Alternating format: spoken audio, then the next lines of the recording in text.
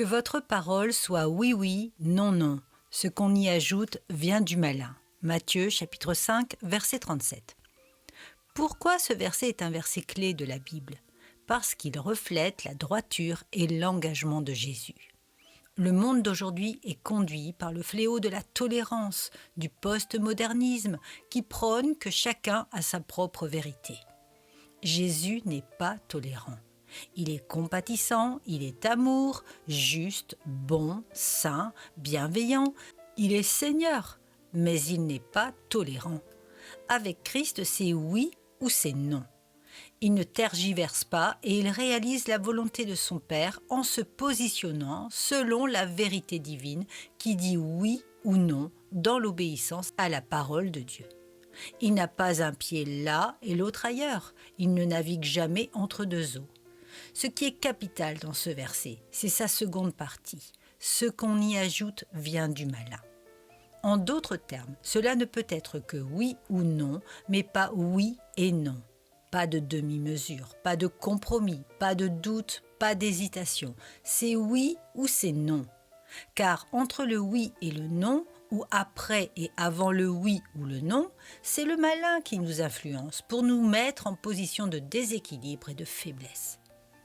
La franc-maçonnerie qui dirige le monde païen a construit sa doctrine sur la tolérance, prétextant que chaque homme avait sa vérité et que de ce fait, la vérité de Dieu, seule et unique, n'existait pas. C'est la religion humaniste de l'homme qui se prend pour Dieu. Faisons abstraction du Créateur et Père céleste.